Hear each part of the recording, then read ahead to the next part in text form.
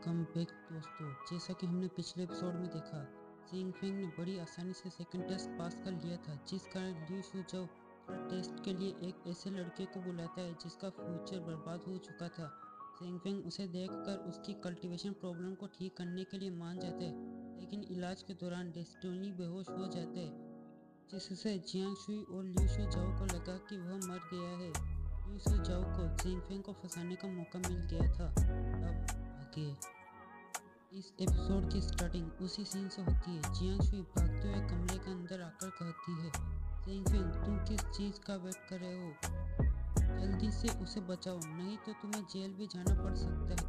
जिंग Feng चिढ़ रहते हुए कहता है, भला मुझे जेल क्यों जाना पड़ेगा। ल्यू शू जब मौके का फायदा उठाते हुए कहते हैं, तुमने डेस्टिनी को मार डाला, क्या तुम्हें इसकी सजा नहीं मिलनी चाहिए। जिंग फेंग कहता है, मैंने उसे कोई चोट नहीं पहुंचाई है, मैं तो बस उसकी किस्मत बदलने की कोशिश कर रहा हूँ ताकि उसका फ्यूचर बर्बाद ना हो। ल्यू शू जाओ गुस्सा होने का नाटक करते हुए कहता है, जिंग फेंग तुम्हारी इस बात पर कोई भी विश्वास नहीं करेगा, मैं तो बिल्कुल नहीं करने वाला। भले ही वाइस प्रेसिडेंट तुम्हारा साथ है, लेकिन तुम इससे बच नहीं पाओगे। जिंग फेंग कहता है, मैंने कहा था कि मैं इसे आधे घंटे के अंदर ब्लैक आयरन लेवल पर पहुंचने में मदद करूंगा, लेकिन आप सभी आधा घंटा पूरा होने से पहले ही इतने उतावले हो गए कि कमरे के अंदर आ गए, जबकि मैंने कहा था कि कोई भी हम दोनों को परेशान नहीं करेगा। जियांग शुई कहती है, जिंग फेंग बकवास करना बंद करो और उसे बचाओ, शायद अभी भी उसके बचने का मौका हो।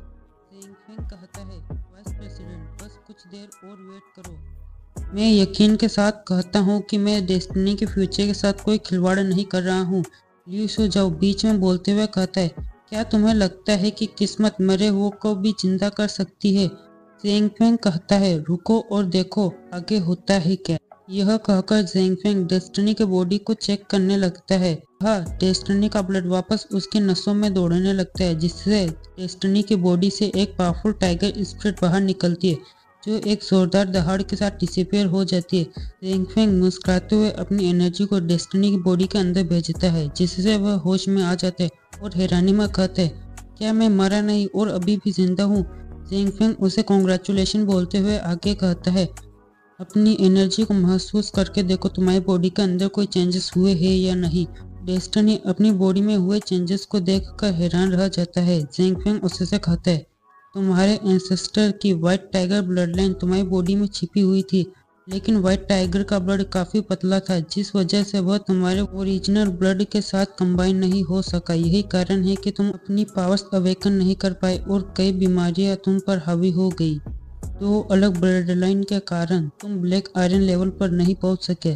जब तुम्हारा ओरिजिनल ब्लड हद से ज्यादा बह गया तो तब तुम्हारे शरीर के अंदर व्हाइट टाइगर के ब्लड लाइन अवेकन हो गई। डेस्टिनी जिंग फेंग के सामने अपने सिर को जमीन पर 3 बार टेकते हुए कहता है, मैं डेस्टिनी इस मदद को मरते दम तक नहीं भूलूंगा।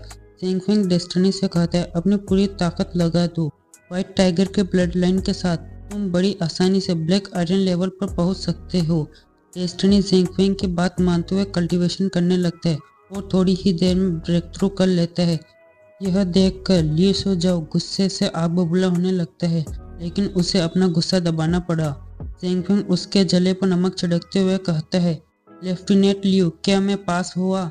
ल्यू शू जाओ कहता है, जिंग फेंग तुम काफी ज्यादा ताकतवर और स्किल्ड हो, आपको ड्रैगन स्लेइंग स्कूल के क्लास टीचर बनने पर बधाई हो।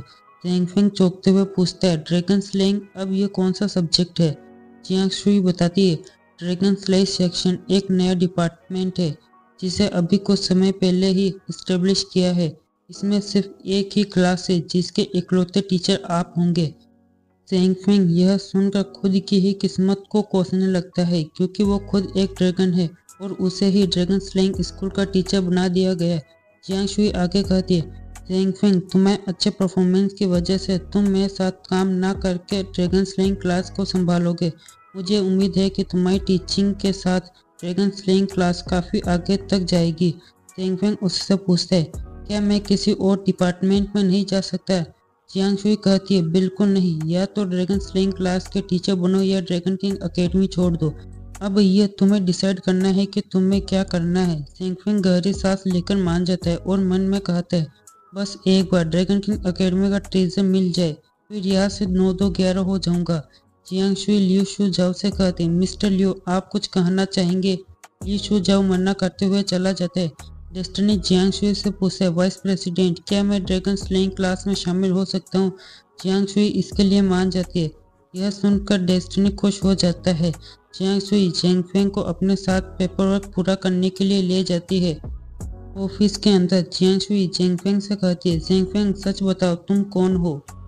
जेंगफेंग जवाब देते हुए कहता है, मैं तो आपका सबॉर्डिनेट हूँ और ड्रैगन स्लेइंग क्लास का टीचर। जियांग शुई कहती है, तुम्हारे टैलेंट और स्किल इतने अच्छे होने के बावजूद तुम ड्रैगन की एकेडमी में टीचर बनना चाहते हो, इससे तुम्हें क्या फ़ायदा मिलेगा? जेंगफेंग उसे अपनी बनाई स्टोरी सुनाते हुए कहता है, मेरा बचपन से सपना था कि मैं ड्रैगन की एकेडमी में टीचर बनूं। मैं अपने टीचर बनने के इस जुनून के साथ अपने सभी स्टूडेंट को उनके सपनों को पूरा करने और इस वर्ल्ड के टॉप तक पहुंचने में मदद करूंगा। जियांग शुई उसकी बातें सुनकर कहती है, अच्छा इसी बात है क्या? जेंगफेंग कहता है, क्या हुआ तुम्हें मुझ पर भरोसा नहीं है? जियांग शुई कहती है, मैं तुम पर भरोसा करना चाहती हूँ लेकिन मैं बेवकूफ़ नहीं हूँ। लेकिन तुम सच नहीं बताना चाहते तो मैं तुम्हें फोर्स नहीं करूँगी। लेकिन याद रखना अगर एकेडमी को तुम्हारी वजह से नुकसान पहुँचा तो मैं तुम्हें नहीं छोड़ूंगी। जेंगफेंग चिल मोड में उससे पूछता है, मिस्टर लियो और तुम्हारे बीच इतनी कड़वाहट किस बात की है? जियांग शुई कहती है, इससे तुम्हारा क्या लेना देना? जेंगफेंग कहता है, मुझे डर है कि वो मुझे फंसाकर अपना बदला लेगा। जियांग शुई चाय पीते हुए कहती है, तुम इसकी टेंशन मत लो, जहाँ तक मैं उसे जानती हूँ वो पहले से ही तुमसे बहुत ज़्यादा नफरत करता है। वो आपको कुछ न कुछ करके एकेडमी से बाहर निकालने की कोशिश करेगा।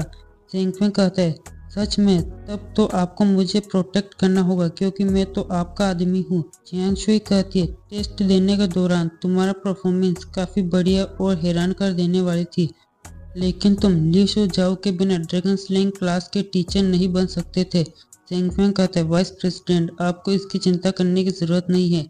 मैं ड्रैगन स्लेइंग क्लास के सभी स्टूडेंट को अपना सब कुछ देने के लिए तैयार हूँ।